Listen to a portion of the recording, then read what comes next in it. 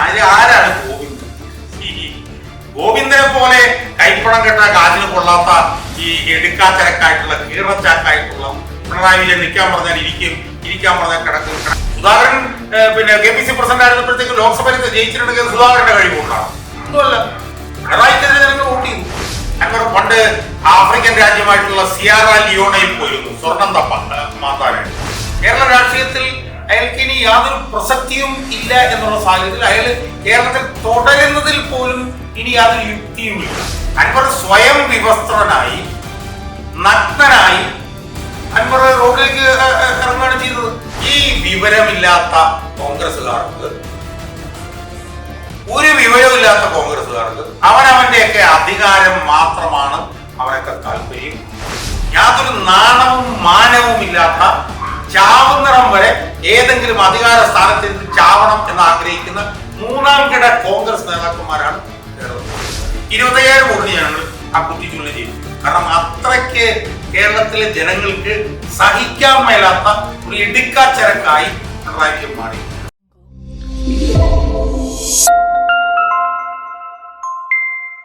സാധാരണ സൈബർ പോരാളിയെ പോലെ വന്ന് സോഷ്യൽ മീഡിയയിൽ വെല്ലുവിളിക്കുകയും സിനിമ സ്റ്റൈലിൽ ഡയലോഗുകളൊക്കെ അടിക്കുന്ന ഒരാളാണ് അൻവർ. പക്ഷെ ഈ പത്രസമ്മേളനത്തിൽ ഒരു കരയുന്നൊരു കാഴ്ചയാണ് നമ്മൾ കണ്ടത്.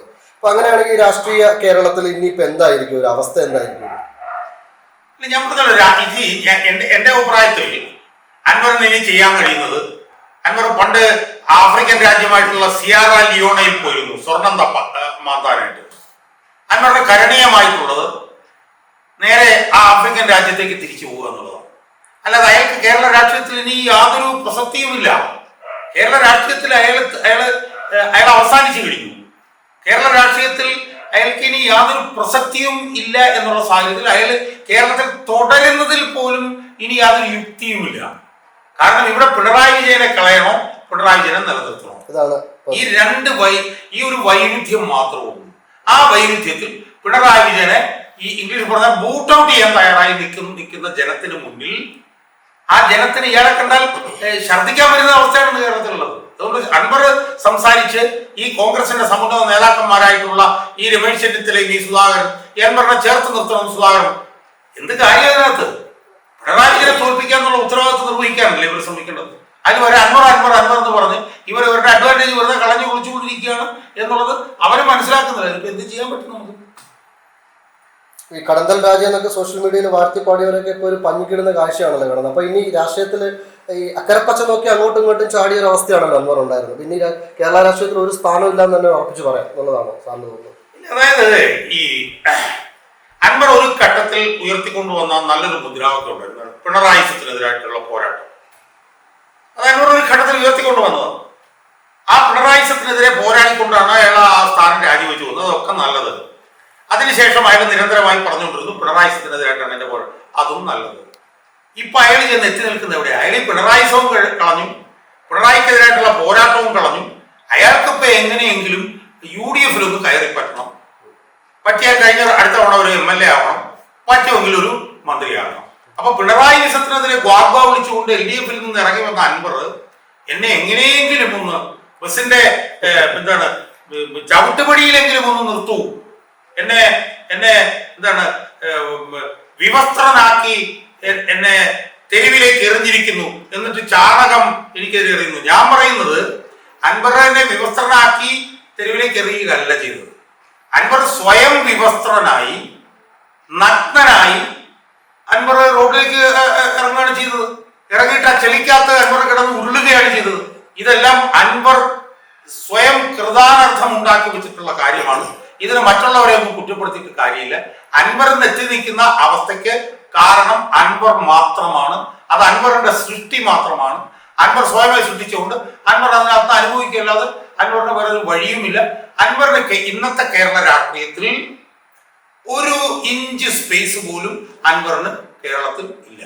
അപ്പൊ അങ്ങനെ ഒരു സാഹചര്യം നിലനിൽക്കുമ്പോൾ തന്നെയാണ് ഈ സുധാകരനും അതുപോലെ തന്നെ വലിയ പിന്തുണ കൊടുക്കുന്നത്. അൻവർ UDF ആവശ്യമാണെന്ന് പറയുന്നു. PD സതീശന്റെ ഒരു ഏകപക്ഷീയമായ ഒരു തീരുമാനത്തിന്റെ ഫലമാണ് മാറ്റി നിർത്തിയെന്നൊക്കെ പറഞ്ഞു. അങ്ങനെ ഒരു വേർതിരിവ് ഇവരെ തീരുമാനത്തിൽ ഉണ്ടാവുന്നില്ല.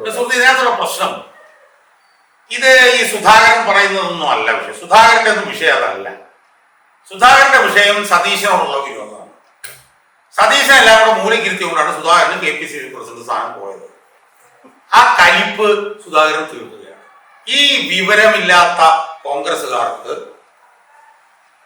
ഒരു വിവരമില്ലാത്ത കോൺഗ്രസ്സുകാർക്ക് അവനവന്റെയൊക്കെ അധികാരം മാത്രമാണ് അവനൊക്കെ താല്പര്യം, അല്ലാതെ പിണറായിക്കെതിരായിട്ടുള്ള സമരമല്ല എന്നുള്ളത് ഇനിയെങ്കിലും നമ്മൾ മനസ്സിലാക്കുക. അതാണ് നമ്മുടെ ഒരു ദുര്യോഗം. ഇപ്പം MP ആയിട്ടുള്ള സുധാകരൻ എന്താ പറയുന്നത്?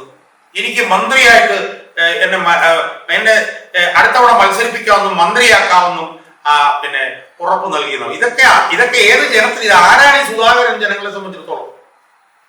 ജനങ്ങൾ സുധാകരനെ ജയിപ്പിച്ച് സുധാകരന്റെ ആകാര വടിവും വിരട്ടലും ആർബലവും വലിപ്പമൊന്നും കണ്ടിട്ടൊന്നുമല്ല. പിണറായി വിജയനെതിരെ സുധാകരൻ അവിടെ മത്സരിച്ചു, അതുകൊണ്ട് സുധാകരനെ ജയിപ്പിച്ചു.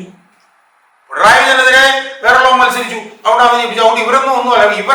ഇവരൊക്കെ ഈ പറഞ്ഞ പോലെ ഈ നാണം കെട്ട, യാതൊരു നാണവും മാനവും ഇല്ലാത്ത, ചാവുന്നിടം വരെ ഏതെങ്കിലും അധികാര സ്ഥാനത്തിരുന്ന് ചാവണം എന്ന് ആഗ്രഹിക്കുന്ന മൂന്നാം കിട കോൺഗ്രസ് നേതാക്കന്മാരാണ് കേരളത്തിലുള്ളത്.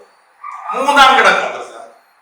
ഈ സുധാകരൻ എന്ന് പറഞ്ഞ ഇയാൾക്ക് എന്തെങ്കിലും തലയ്ക്കുള്ളിൽ ഉണ്ടായിരുന്നെങ്കിൽ അയാൾ പറയേണ്ടത്, നിങ്ങൾ ഈ വർത്താനം നിർത്ത്, അയാൾ എവിടെയോ പോയി എന്തെങ്കിലും ചെയ്യട്ടെ, അയാൾ മത്സരിക്കുന്നത് മത്സരിക്കട്ടെ, മത്സരിക്കാതിരിക്കുന്നത് മത്സരിക്കാതിരിക്കട്ടെ, അല്ലെങ്കിൽ അയാൾ UDF ചെയ്തോ ജയരാജിക്കോ എന്താ ചെയ്തോട്ടെ. നമുക്ക് പിണറായിയെ തോൽപ്പിക്കാം, പിണറായിസത്തിനെതിരെ പോരാടാം എന്ന് പറയുന്നതിന് പകരം ഈ നാണം കെട്ട അധികാര ഭ്രാന്തന്മാർ, ഈ നാണം കെട്ട അധികാര മോഹികൾ, അവര് അവരുടെ സ്വന്തം സ്വാർത്ഥ താല്പര്യം സംരക്ഷിക്കാൻ വേണ്ടിയിട്ട് നാണം കെട്ട് ശ്രമിച്ചുകൊണ്ടിരിക്കും. ഞാൻ സുധാകരനെ കുറിച്ചൊരു കാര്യം പറയട്ടെ. ഇവിടെ സുധാകരൻ KPCC പ്രസിഡന്റ് ആയിരുന്നപ്പോൾ എന്തായിരുന്നു ഇവിടുത്തെ അവസ്ഥ? കോൺഗ്രസ് ചത്ത് ചീഞ്ഞു കിടക്കില്ലായിരുന്നു കേരളത്തിൽ. സുധാകരൻ KPCC പ്രസിഡന്റ് ആയിരുന്നപ്പോഴത്തേക്ക് ലോക്സഭയിൽ ജയിച്ചിട്ടുണ്ടെങ്കിൽ സുധാകരന്റെ കഴിവുകൊണ്ടാണ്, എന്തുമല്ല. പിണറായിക്കെതിരെ ജനങ്ങൾ വോട്ട് ചെയ്തു. സുധാകരൻ 4 വർഷം KPCC പ്രസിഡന്റ് ആയിരുന്നു. എന്ത് പുനഃസംഘടനയാണ് കേരളത്തിൽ നടന്നത്? ചത്ത് ചീഞ്ഞു കിടക്കില്ലായിരുന്നു കോൺഗ്രസ്. അപ്പൊ അതുകൊണ്ട് ഇവർക്കൊന്നും പിണറായി വിജയനെ തോൽപ്പിക്കണം എന്നുള്ളതല്ല ഇവരുടെ താല്പര്യം. ഇവർക്കെല്ലാം അവരുടെ അധികാരത്തെ കെട്ടിപ്പിടിച്ചിരിക്കണം എന്നാണ് അവരുടെ താല്പര്യം.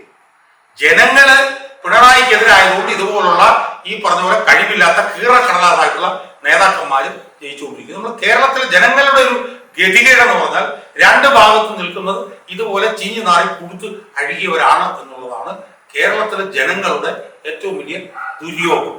തെരഞ്ഞെടുപ്പ് ഫലം എങ്ങനെയായിരിക്കും എന്നാണ് സാറിന്റെ ഒരു കാഴ്ചപ്പാടിൽ? ഇപ്പൊ ഒരു സ്വതന്ത്ര സ്ഥാനാർത്ഥിയെ PV അൻവർ തീരുമാനിക്കുകയാണെങ്കിലും എങ്ങനെയായിരിക്കും? നിലമ്പൂരിൽ സ്ഥാനാർത്ഥികളൊന്നൊരു വിഷയമല്ല.